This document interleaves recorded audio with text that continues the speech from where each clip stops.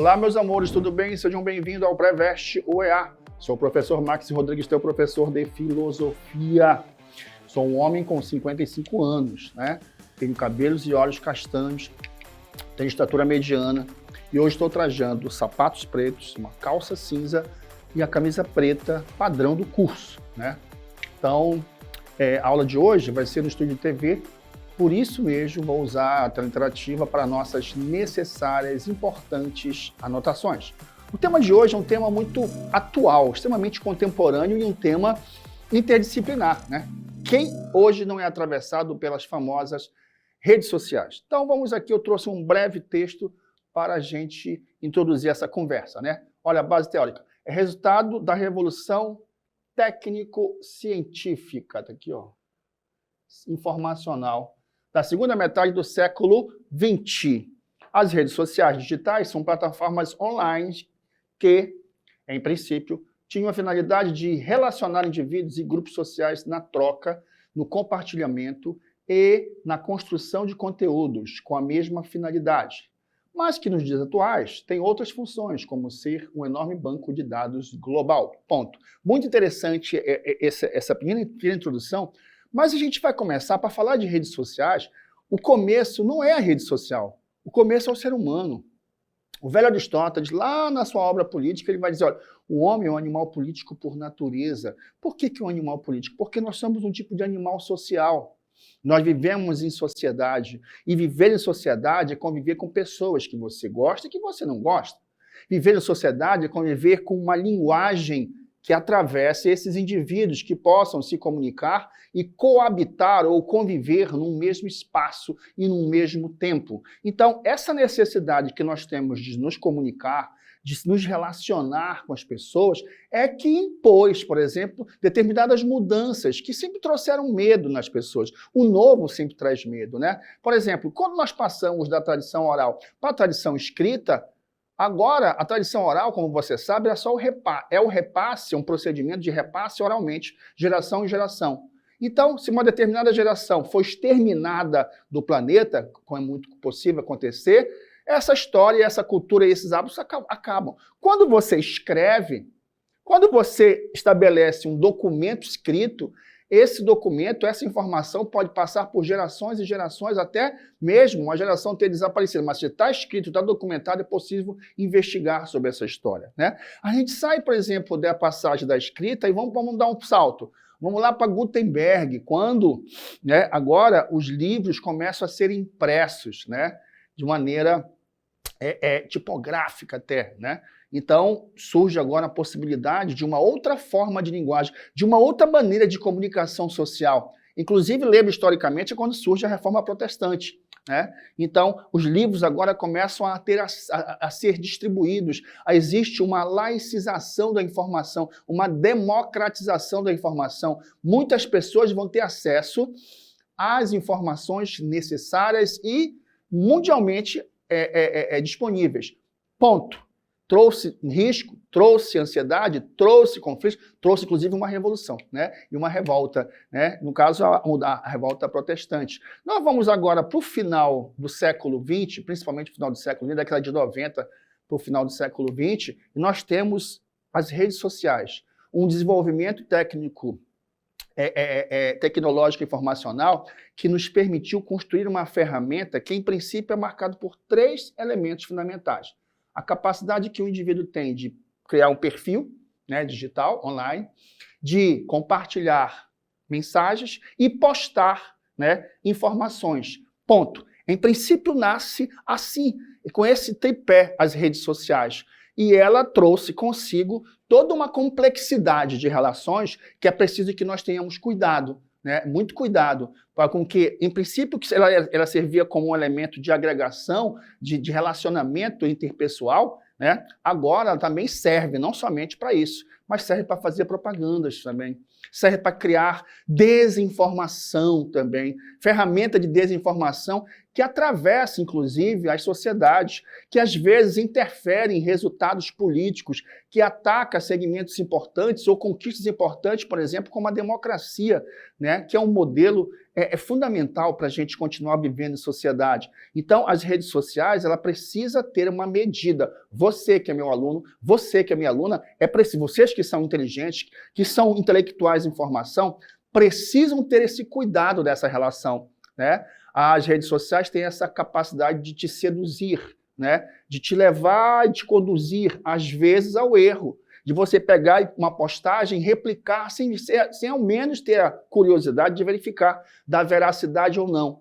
Então, hoje é muito anunciado que nós vivemos no período da pós-verdade, onde a mentira tem muito mais aderência do que o discurso verdadeiro, onde o discurso da ciência, para eu terminar essa etapa, o discurso da ciência, ele é questionado, né? Ele é, às vezes, até invalidado, quando a autoridade da ciência sempre teve um compromisso com a verdade. A ciência já fez mal à humanidade? Fez.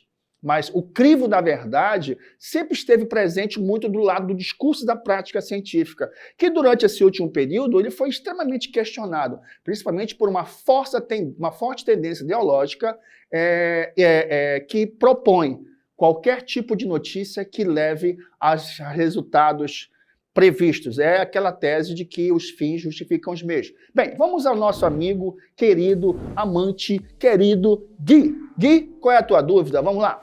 Professor, as redes sociais são um benefício para a humanidade? Olha, as redes sociais, elas, como qualquer outra ferramenta que eu falei ainda há pouco, seja ela o aparecimento da escrita, o aparecimento da imprensa, o aparecimento das redes sociais, é uma ferramenta importante para garantir a sociabilidade e as relações de informação, né, com uma velocidade atroz. Porém, é preciso ter um cuidado com isso. É preciso ter ética, uma relação de responsabilidade com o uso dessas ferramentas, tá? Então é o seguinte, vamos agora aos nossos respectivos exercícios. Questão número 1. Theodor Adorno afirma que, na estrutura multiestratificada das margens, tudo quanto ela comunica, entre aspas, tá? Foi organizado por ela própria, com o objetivo de seduzir os espectadores a vários níveis psicológicos simultaneamente.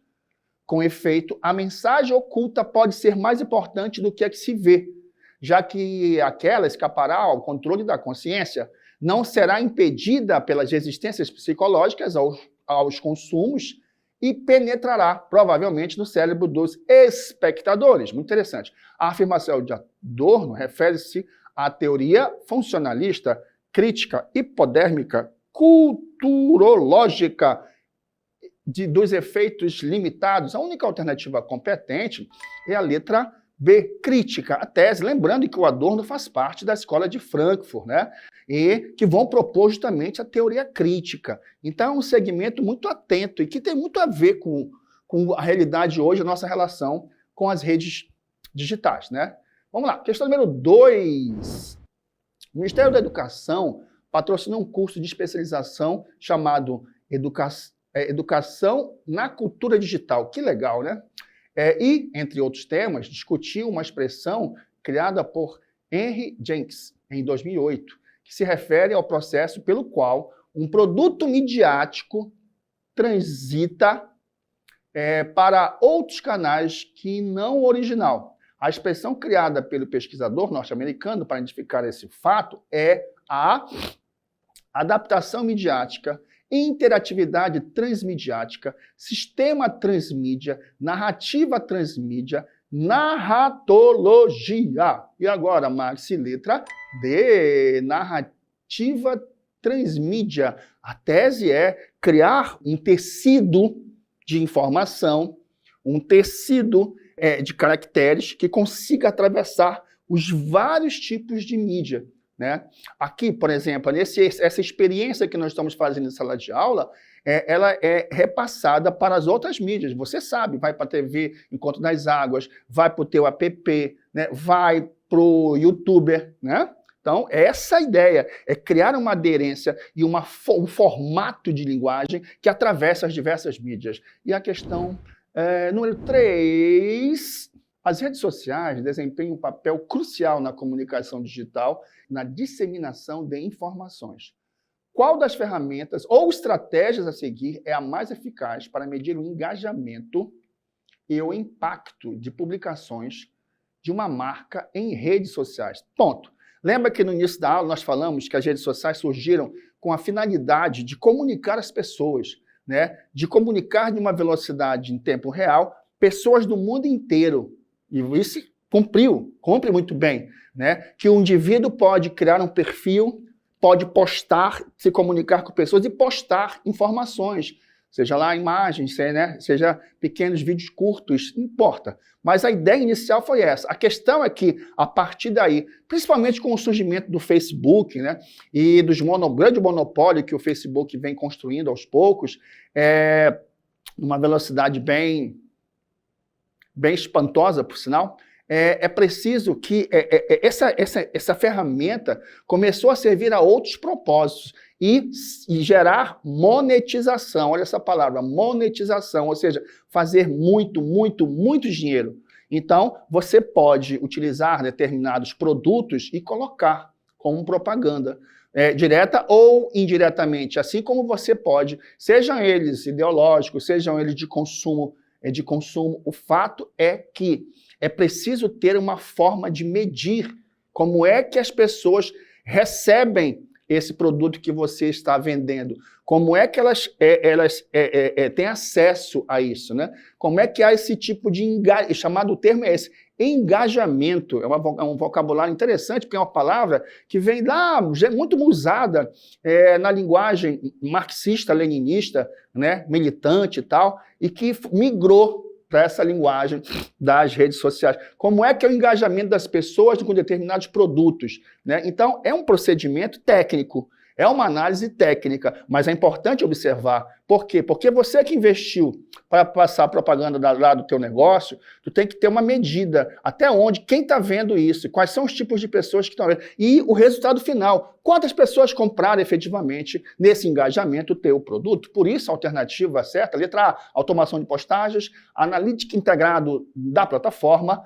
anúncios pagos social ADS, otimização para motores de busca, SEO e marketing de conteúdo. A única alternativa competente, meus amores, é analíticos integrados da plataforma, que é um procedimento interno, técnico, específico e que consegue fazer essa medida, essa mensuração, né? As redes sociais deixaram de ser apenas um espaço de inter-relação e passaram a ser uma ferramenta extremamente estratégica, né? Que modifica o comportamento das pessoas. Repito, toda vez que o homem inventa uma nova forma de se comunicar socialmente, ele modifica o comportamento. E o risco é esse. É aí que nós, estudantes, temos que estar atentos, até mesmo para mostrar como exemplo para as outras pessoas que se utilizam de maneira equivocada, às vezes de maneira maléfica, intencionalmente, dolosamente, essas redes sociais, né? Na aula de hoje, nós vimos um tema extremamente, não apenas acadêmico, que é como é a tua exigência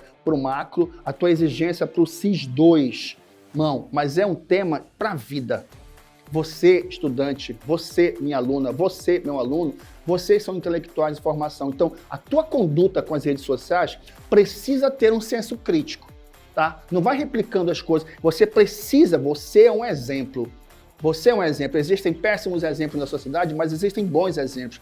Precisamos dar bons exemplos nas nossas relações com as redes sociais, inclusive. Para quê? Para que outras pessoas multipliquem esse tipo de exemplo, né? Então, checar a informação, saber quando e como essas redes sociais estão sendo aplicadas e usadas de maneira maléfica até, né, prejudicando pessoas que não têm nada a ver, né? A fake news é uma arma extremamente perversa contra o discurso da ciência, contra o discurso que propõe a verdade, sabe? Então, a mentira pela mentira, lembrando aquela máxima do Maquiavel, né? Os fins justificam os meios, não cabe. Você, meu aluno, você, minha aluna, vocês são o sal da terra, poxa. Vocês são aquilo que a gente mais prima, mais cuida. Por quê? Porque, acima de tudo, você precisa ter um compromisso com a verdade, entendeu? Assim, agradeço a oportunidade, até a próxima.